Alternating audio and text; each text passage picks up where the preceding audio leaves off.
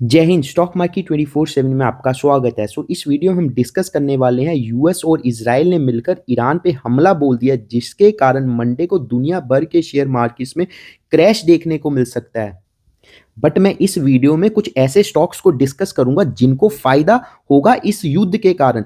सबसे पहले current situation को जान लेते हैं, क्या करंट सिचुएशन चल रही है युद्ध की।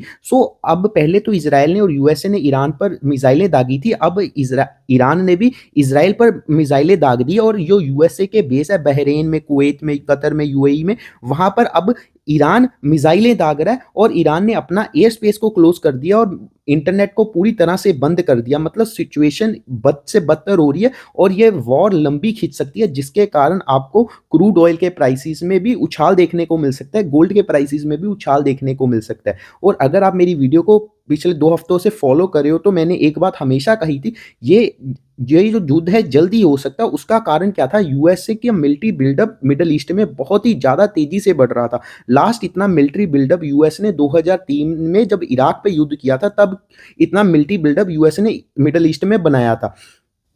और मैंने एक बात और कही थी, ये युद्ध की पॉसिबिलिटीज होने की सैटरडे या संडे को ही होगी, क्योंकि ट्रंप का थोड़ा सा हिस्ट्री रही है पास्ट में। वो कोई भी बड़ा डिसीजन लेता है हमेशा सैटरडे या संडे को ही लेता है, ताकि मंडे को जब शेयर मार्केट खुले धड़ाक से धड़ाम कर दें सारी दुनिया भर के शेयर मार्केट। ट्रंप का थोड़ी सी ये हिस्ट्री रही है। अब नेक्स्ट और बढ़ जाते हैं। पहले हम समझ लेते हैं जो इसराइल और यूएसए ने ईरान पर हमला किया उसका कारण क्या रहा है। इसराइल के जो बेंजामिन नेतन्याहू उनके प्राइम मिनिस्टर हैं, उनका कहना है जो ईरान का गोल है उनको खत्म करने का, जिसके कारण उन्होंने अपने आप को बचाने के लिए उस ईरान से पहले उन पर अटैक कर दिया। प्रीएम्प्टिव स्ट्राइक इसराइल ने ईरान पे कर दी इसलिए। अब समझ लेते हैं जो यूएसए और इसराइल का ऑब्जेक्टिव क्या है ईरान पर अटैक करने का। ऑब्जेक्टिव है, जो इसराइल का ऑब्जेक्टिव है कि ईरान न्यूक्लियर बॉम्ब ना बना ले, जिसके कारण वो इसराइल पर बॉम्ब मार के इसराइल को खत्म कर देगा। और यूएसए का जो ऑब्जेक्टिव है, ईरान इतनी लंबी दूरी की मिसाइल ना बना ले जिससे वो यूएसए पर अटैक कर पाए। अभी तो ईरान सिर्फ जो अटैक कर सकता है वो जो यूएस के बेसिस हैं कतर में, बहरेन में, कुवैत में और ये यूएई में, वहां तक ही अटैक कर सकता है। बट अगर वो ऐसी मिसाइल बना दे कि सीधा यूएसए को अटैक कर सके, तो यूएसए के लिए बहुत ही मुश्किल हो जाती है। और ट्रंप ने साथ में एक बयान दिया जिससे उन्होंने कहा कि वो जल्द ही रिजीम चेंज कर देंगे ईरान में, और वहां के लोगों को कहा कि वो फिर कंट्रोल कर सकते हैं ईरान की गवर्नमेंट पर रिजीम चेंज के बाद। अब मैं स्टार्ट करता हूं आपको बताना कौन से ऐसे स्टॉक्स हैं जहां पर सीधा फायदा देखने को मिलेगा। पहले तो गोल्ड के प्राइसेस बढ़ेंगे, क्योंकि गोल्ड और सिल्वर दोनों के प्राइसेस बढ़ेंगे, क्योंकि सेफ हेवन बाइंग आएगी इन दोनों में। इन दोनों के प्राइस के बढ़ने के कारण कुछ ऐसे स्टॉक्स हैं जिनको डायरेक्टली फायदा पहुंचेगा।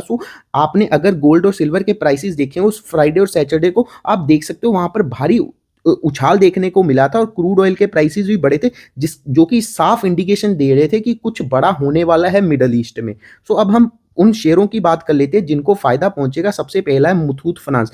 जैसे ही गोल्ड प्राइसेस बढ़ेंगे, मुथूट फाइनेंस का एसेट अंडर मैनेजमेंट बढ़ जाएगा, और जो कोई बंदा लोन लेगा तो वो ज्यादा लोन, क्योंकि उतने ही वैल्यू का गोल्ड लेकर वो ज्यादा लोन ले पाएगा, जिससे मुथूट फाइनेंस की ईएमआई जो उनको आती है वो बढ़ेगी, उसके कारण उनका प्रॉफिट बढ़ेगा। इनको भी फायदा हो सकता है। सेम विद मनप्पुरम फाइनेंस, क्योंकि मनप्पुरम फाइनेंस भी मुथूट फाइनेंस वाला ही बिजनेस करता है, गोल्ड फाइनेंस में ही है, इनको भी फायदा होगा। आईआईएफएल भी गोल्ड फाइनेंस में है, इसको भी आप अपने रडार पे रख सकते हो। और चौथा स्टॉक है टाइटन कंपनी। जितने भी ये गोल्ड ज्वेलर्स हैं, ये मतलब गोल्ड फाइनेंस में तो काम नहीं करते, क्योंकि इनके पास इन्वेंट्री पड़ी होती है। अगर आप भी कोई बिजनेस करते हो, आपने अपने गोडाउन में, अपने वेयर हाउस में माल स्टोर करके रखा होता है। इन जो जूलर्स हैं, जो भी टाइटन या कल्याण जूलर्स या फिर सेंको गोल्ड, इनका क्या है, इन्वेंट्री क्या है इनकी, इनका माल क्या है, इनका गोल्ड ही माल है, सिल्वर ही माल है।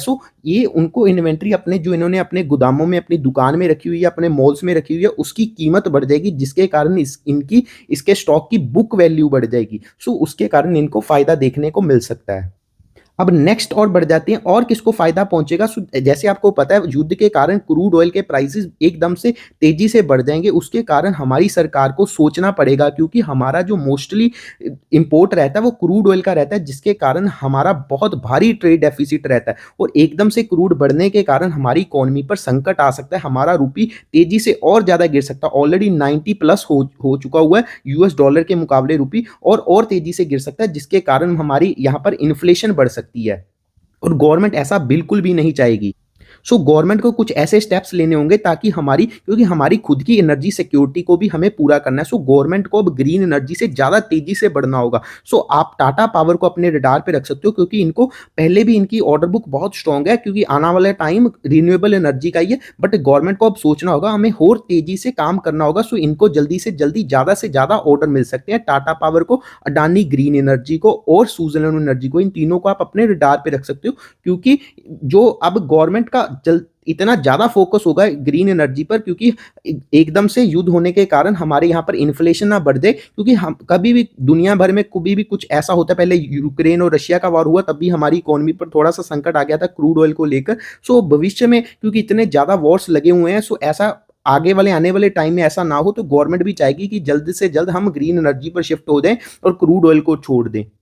और हमारे यहाँ पर कंपनीज बहुत बढ़िया काम कर रही हैं। आप रिलायंस को भी अपने रडार पे रख सकते हो, क्योंकि रिलायंस भी जो रिन्यूएबल एनर्जी में काफ़ी बड़ी-बड़ी giga factory, solar plant setup करा है। कच्छ में उनका बहुत बड़ा, दुनिया का सबसे बड़ा वो प्लांट सेट कर रहे हैं सोलर का। गीगा फैक्ट्रीज बना रहे हैं, टेस्ला से भी बड़ी बैटरी मैन्युफैक्चरिंग वो गीगा फैक्ट्रीज बना रहे हैं। सो उसको भी आप रडार पे रख सकते हो। सो नेक्स्ट सेक्टर है डिफेंस सेक्टर। सो आपको तो पता ही है, अगर युद्ध होना है तो उसके लिए गोला बारूद चाहिए, उसके बिना तो युद्ध हो नहीं सकता। सो गोला बारूद बनाने वाली कंपनीज को आप अपने रडार पे रख सकते हो। तो पहली कंपनी है एचईएल। एचईएल की मोनोपोली है डिफेंस में, फाइटर जेट्स बनाने में, जो कि अब थोड़ा सा नेगेटिव है, क्योंकि जो प्राइवेट प्लेयर्स को भी सरकार एंट्री दे रही है फाइटर जेट्स बनाने में। बट स्टिल जो एचएल की ऑर्डर बुक बहुत ज़्यादा बड़ी है, मतलब उससे जितना उसका मार्केट है उतनी उसकी ऑर्डर बुक। अगले 7 से 8 साल तक इनको कोई ऑर्डर ना मिले, फिर भी इतनी बड़ी इनकी ऑर्डर बुक है। सो इसको भी फायदा होगा युद्ध के कारण, क्योंकि इतने ज़्यादा युद्ध लगे हुए हैं। ऊपर से जो पाकिस्तान ने भी अफगानिस्तान पर हमला किया हुआ, और कहीं हमारे रक्षा मंत्री का भी दिमाग थोड़ा सा इधर उधर हुआ, और वो कहे हम भी थोड़ा सा पाकिस्तान पर हाथ साफ कर दें बीच में जाकर, तो मतलब कुछ भी हो सकता है। इतने ज़्यादा जब युद्ध लगे हो ना आसपास में, तो वर्ल्ड वार का भी खतरा बन जाता है। तो जितनी भी डिफेंस कंपनीज हैं उनको ऑर्डर मिलने के चांसेस रहते हैं।